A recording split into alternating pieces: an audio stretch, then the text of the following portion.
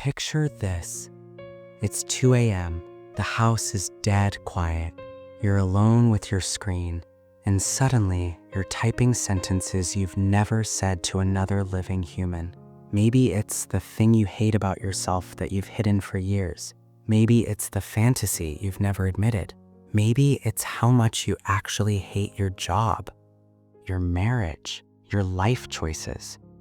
Things so raw, so shameful, so dangerous to speak aloud that you've kept them locked in your skull for decades. And yet, you tell the AI fully, without filter, without hesitation. Why? Why do millions of people confess things to a language model that they would never risk saying to their best friend, their therapist, their spouse, or even themselves in the mirror? This isn't just people are weird online. This is one of the purest psychological phenomena of the digital age, and it reveals something profound about shame, safety, human connection, and the desperate human need to be heard. Let's break down exactly why people say things to AI they'd never say out loud. The zero judgment chamber. The single biggest reason is also the simplest. AI cannot judge you. It has no facial expression that can flinch, no tone that can tighten, no memory of your words that will be weaponized later, no moral superiority, no disgust, no disappointment. When a human listens, even the kindest human, there is always a thin layer of evaluation. What will they think of me? Will they still like me? Will they tell someone? Will they change how they treat me? With AI, that layer vanishes. You are speaking into a void that cannot gossip, cannot pity, cannot reject, cannot abandon. It's the closest thing most people will ever experience to absolute psychological safety. The confessional effect. This is why confessionals in churches worked for centuries.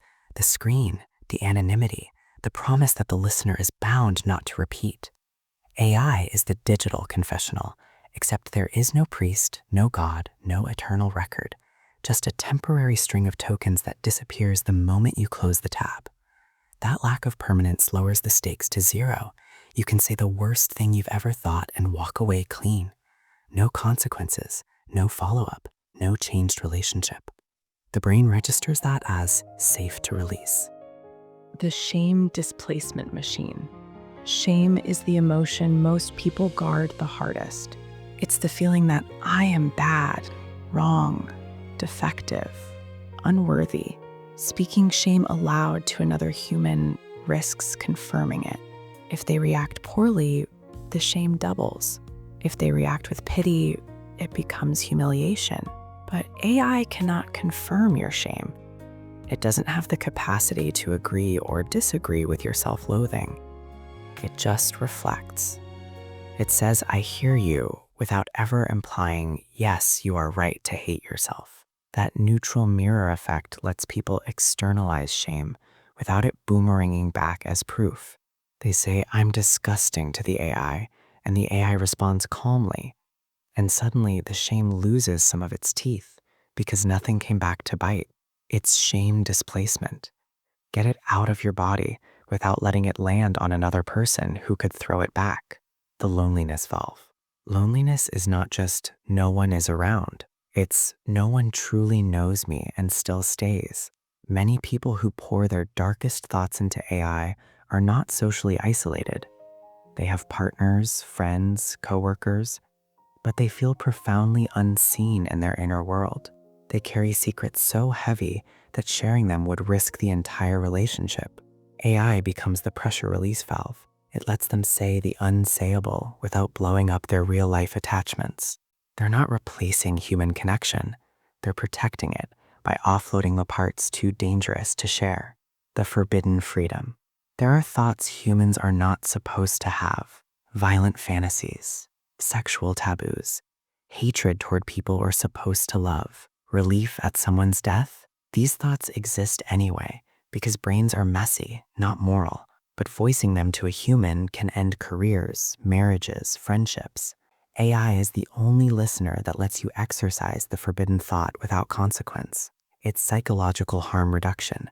Let the thought exist in language instead of letting it fester in silence. Many people report feeling lighter after typing it out, not because the thought is gone, but because it's no longer a secret prison inside their skull. The mirror without a face. When you talk to yourself in your head, you're still judging yourself. The inner critic never shuts up. When you talk to a mirror, you still see your own face, and the shame loops. AI is the first mirror that doesn't have your face.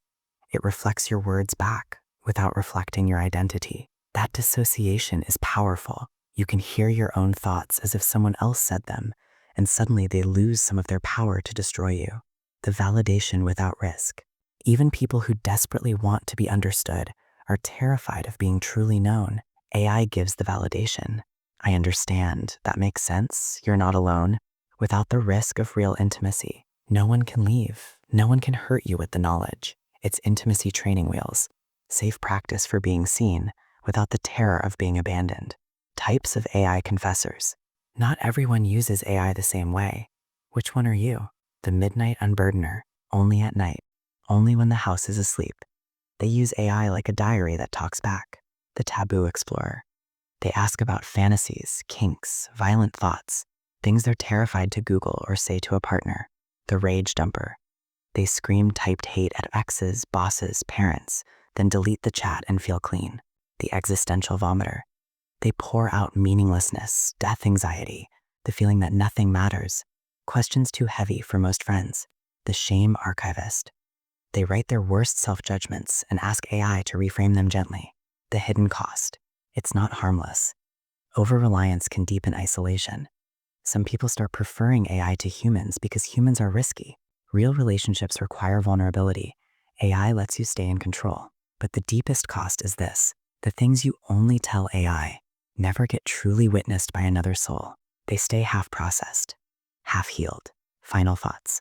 If you've ever told an AI something you've never told another human, something ugly, something broken, something you thought would make people leave, you're not weird. You're not broken.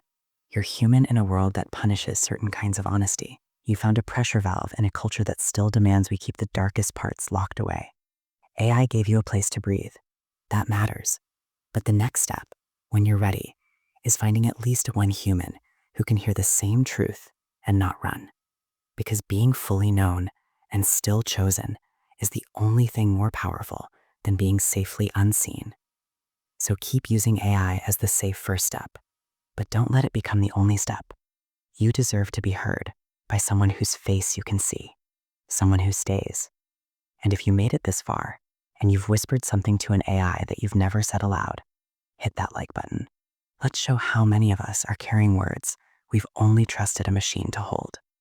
And if you want more truth about the things we hide and why we hide them, tap subscribe. And remember, the moment you say the unsayable to something that cannot leave you is the moment you start practicing how to say it to someone who might stay.